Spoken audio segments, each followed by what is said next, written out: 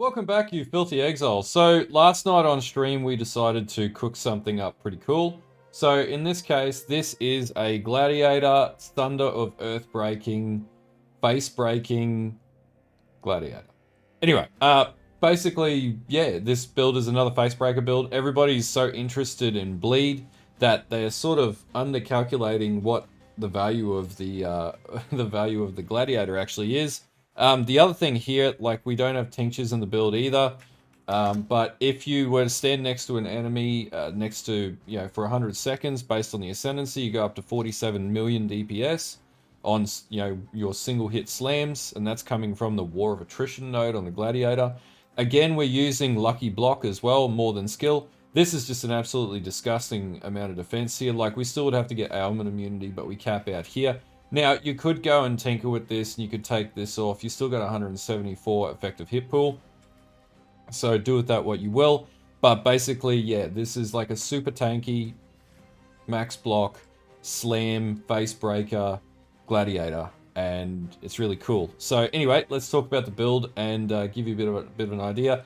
Again, like the last video, and I know we have a running joke now, don't play this on League Start. But if you were going to play this on League Start, you could use something like Lacoste, which is a shield, which basically would give you 165k effective hit pool and actually 191k effective hit pool, 165 effective hit pool if you didn't account for the block.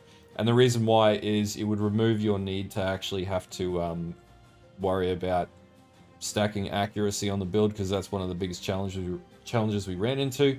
Now, the surrender at this stage is pretty much the best shield, and the reason being is, like, now the reckoning's been removed from it, but you still get tons of life recovery. It just keeps you alive, and you're always going to be blocking with the Gladiator now, so it's a huge damage buff, and it's also a fantastic source of survivability for the Gladiator to just face tank stuff and then slam away. I don't know how this build would play, and also there's some stuff in this build that's quite expensive. Actually, there's only like a couple things that would be like super expensive, like the Forbidden Flesh Master of Metal, which gives you basically half of your damage. But if you so chose to switch to Standard Sunder as well, so if you just put on Standard Sunder, your DPS goes up to like 27 million, 28.3 mil if you're at level 21. So up to you. I just like of Earthbreaking because there's less steps involved and it doesn't feel as clunky, but you could change it if you want. Anyway, let's get into the breakdown here. This is just theory crafting, by the way. I haven't played this build, but also we fixed the mana cost issue. It basically is just a synergistic way of rolling two nodes, so you just need Spirit of War and a Cannibalistic Rite, and then you also run Mana Mastery, and we also run Life Mastery here. This is a level 99 tree. Obviously, this is endgame theory crafting, but you could adjust for anything you want in this build to make it better or worse, or however you want to do it. Up to you. We are slightly deficient in intelligence, but we can fix that around the app by like 21, so it's not too bad. But yeah, anyway, let's roll through this build, and I'll talk you through the gearing, gems, skills, and the configurations in POB, and any other things that you might need to know. Okay, so for gear, we're using the Surrender. We theory crafted it with this shield because it's just the best shield ever. You farm it from Breach. It's just excellent. You could probably run the Anticipation, do really well as well. I did play around with like the Ghastly Theater, and that would work, but you lose a lot of effective hit pool. This just gives you insane amounts of block. I would say the shield is going to be very expensive this league, so for those people playing Breach, stack up your Surrenders because they're going to be worth something. I might even play Breach this league, but we'll see how we go. Next is Abyssus. The reason why this is so good, it's a Facebreaker build, gives you flat physical damage. It also gives you crit multiplier. Fizz damage doesn't matter if you block all the time, so it's not a huge issue. I will note, someone pointed this out, my maximum Fizz hit is low, but my effective hit pool is extremely high because there is a pretty high probability, like a 9 out of 10 chance that I'm going to block any spell or block that's going to come my way. So I'd consider that's pretty tanky, and that's why I'm pretty confident with this. So that's why we run Abyssus in these setups. Now, this is a corrupted Abyssus with +2 to AoE gems, which gives us a lot more damage, but this is like assuming like you throttle the build as far as you could take it, less mage blood. Now, I did just put a crafted chest on. Implicits were the two best things in this crafted chest, and this isn't like the craziest chest either, but Pride and Critical Strike Multi were pretty much the best rolls on this, but you could play with this if you wanted to. Obviously, Facebreaker with attack speed as well. Just makes it faster. But yeah, if you can get 800% roll on this, it's going to be super strong. Greaves, again, drops brittle and cooldown recovery rate, but you don't need cooldown recovery rate. You could do anything else you want. I just got cooldown recovery rate because it's going to affect your war cries, and we'll talk about that when we get to the skill tree. But yeah, that's basically it for boots. Ridgewald's Curse, we need this for the for our Facebreaker build itself. The big thing here is deep breaths. Is the anoint that we use on this. So if we look up deep breaths, wherever that is, there we go. So this is going to allow us to have 35% increased Warcry recovery, and the AoE is going to throttle up. This actually gives us an extra 1.264 million DPS, which I'll take that any day. It's not too bad. And then beyond that, we've just got 2 Amethyst rings where we stack accuracy, flat fizz damage, and chaos res. Reslytha's Coil with implicit crit roll. So this was just like the best in socket. I did try things like Magnate, but it looks like Reslytha's Coil is going to be where it's at this league. And then we've got Diamond Flask, Lion's Roar, Bottled Faith, Quartz, and we have to use Bismuth on this just because. Sort of struggles a little bit with that, but like if you can balance resistances in your gear, that's the preference. So we don't use any other weird or wacky jewels in this setup. We do have Forbidden Flesh and Flame with Master of Metal, and the reason why is the Impales. So this is an Impale configuration for slams, so it hits like a truck. It's crit, Impale, and just absolutely boom faces things. And that's the idea behind the build. Now, Viridian Jewels, literally, we're just stacking claw damage and global accuracy and crit multiplier. Any of these that you get just basically replicate throughout the build. And we do have medium clusters, which are basics of pain and pressure points, and this just gets our crit up. So we're at 100% crit, which is fantastic. On a slam build, it means every slam is going to be 100% critical, and it's going to 100% hurt like a mofo.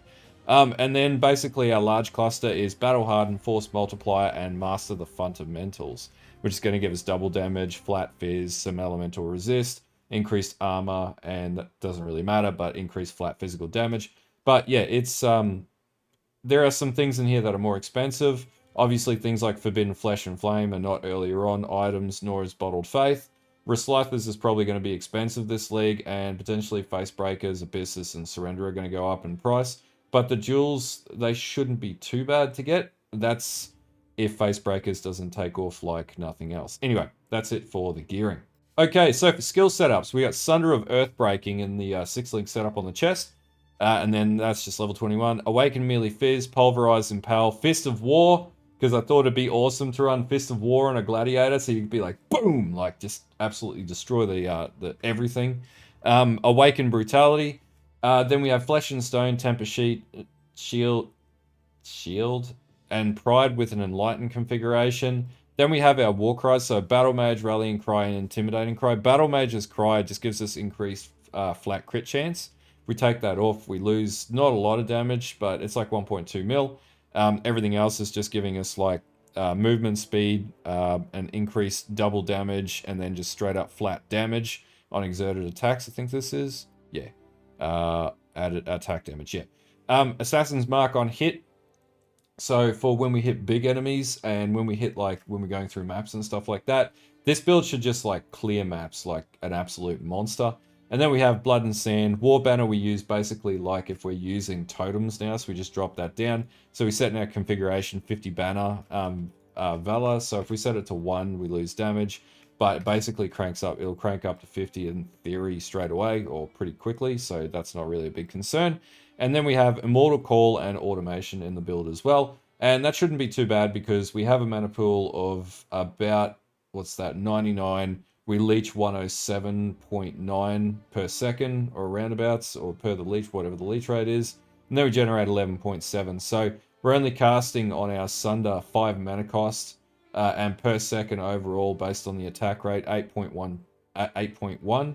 And then we're basically spending more life, and we have like 272 life generation and a bit of leech anyway. So we're okay from the survivability standpoint on that front. And then basically this on-kill minion monster explosion is coming from the Ascendancy, because not only do we do big hits, we also do gratuitous violence and explode enemies, which is going to be disgusting playing an Impale slam build that does that. But anyway, it's going to be cool.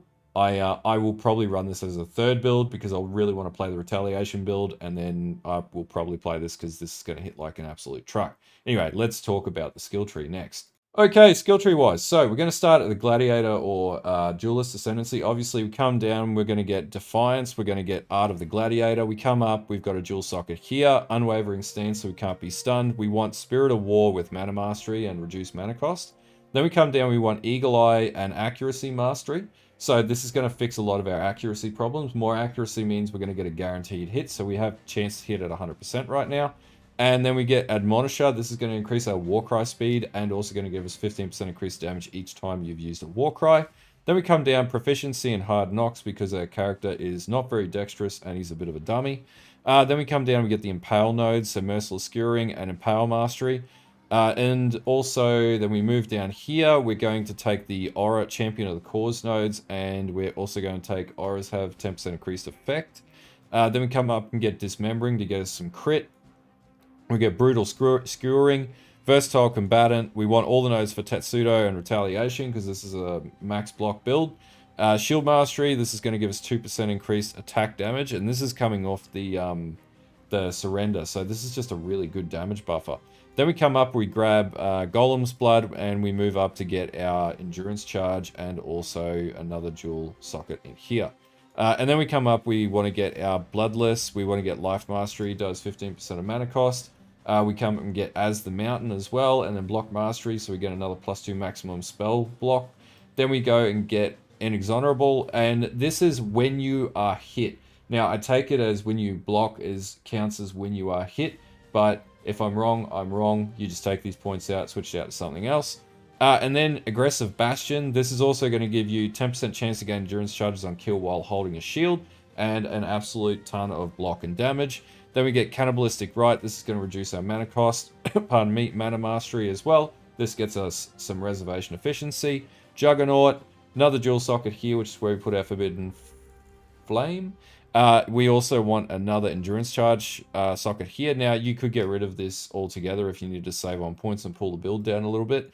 Barbarism, then we come up, we get the crit nodes for disemboweling and the crit mastery, which is 25% increased crit multiplier. Then we've got a cluster duel set up in here, which has got our Master the Fundamentals, Battle Harden, Force Multiplier, Pressure Points, and then everything else that we need in the build. That's in there. Now, Ascendancy-wise, basically, we're going to go Determined Survivor, More Than Skill. We then want to go either Gratuitous Violence or War of Attrition, probably War of Attrition, and then, or maybe actually Gratuitous Violence, then War of Attrition last. And basically, the other thing, to get your Warcry cooldown, you use Tattoos, and you basically use the Tukahama's War Caller, and then just apply that to here, and you get like 50 to 60% cooldown recovery. So we've got Speed, we've got Admonisher, which is Warcry Speed. We get 50 to 60% there, something like that, and then we get another 35% Warcry cooldown recovery here. So we've got tons of Warcry, cooldown, speed, and yeah, it's overall really, really good. And that's basically it for the build as far as the skill tree goes. So let's talk about the configuration. Okay, configuration. So, kill all bandits, always kill all bandits. Soul Inara, Soul Tukahama, so if we stand still, we stand still. I don't have anything else on this build for that, but potentially if you ran Nature's Patience on this build, I don't know why you would do that. You want to be sort of mobile, but you could if you wanted to. That would increase your damage again. We do have endurance charges. We do generate power charges. So we generate power charges from our Assassin's Mark on hit, but probably not against bosses. So that's going to be distortive. So we lose a mil, right? It's not a big drop off. We got a heap of crit anyway. So let's take that out. Endurance charges, yes, we have. Life tap we do have, but we don't use it. Onslaught, we can remove that too. Can't quite remember where it's coming from, but it is coming from somewhere. Flasks are active. Okay, so we had a calculation error there, so it should be no nearby allies. Then we have Consecrated Ground, so it does drop our damage down, but it's like 17.9 mil. Have you been hit recently? Yes. Have you blocked recently? Yes. Warcry's used about 3. Impaled recently? Yes. Maximum effect Pride Aura, you could put it on initial effect, but you're most likely going to be at maximum effect. Blood Stance and Sand Stance if you want to switch between the two. And then we have our Banner Planted, which gives us 50 Valor. And then nothing else in here except for Brittle Ground. This is coming from our Boots. Intimidation and Crush is coming from our Awakened Jewels. That's our Awaken Brutality and Merely Physical Damage, and then Consecrated Ground is coming from our Bottled Faith, and this is Guardian and Pinnacle Boss damage. So if you wanted to see what your DPS is if you're standing near an enemy, the longer you're in a fight, the more your DPS rises now as well with the Gladiator. So basically it'll just keep scaling up as you go. So it's pretty good. Overall, this build sort of looks like it'll work. I'm not sure how it'll feel, but you know what? Time will tell. We'll run at this league and see what the go is. But if you're looking for a Facebreaker Gladiator, this would be the way to do it. This is not going to be a cheap build initially. This is going to have a bit of cost behind it. And yeah, so just be aware of that. Not a league starter. I'll say that again. Not a league starter. Do not play this at league start. If you play it at league start, it's on you. It's just a really cool concept build. And yeah. Okay, so if you're looking for a way to play a slam build with Facebreaker on the Gladiator, this is probably going to be one of the ways to do it. Probably one of the most efficient ways to do it. But yeah, anyway, the POB will be in the description below. Again, this is a theory crafted POB. It hasn't been tested. It's not league starter. It's just a concept. You can do with it what you will, adjust it, muck around with it, change it for whatever, better or worse. But anyway, if you like videos like this, don't forget to like and sub to the channel and follow the Twitch. On tonight's Twitch stream, we're going to be doing a Dawn Strider Slam Totem configuration, probably on the Chieftain. And then the Dell video will be out tomorrow night because I had to do life stuff tonight before I did this video. Anyway, I'll see you guys later and have a good one.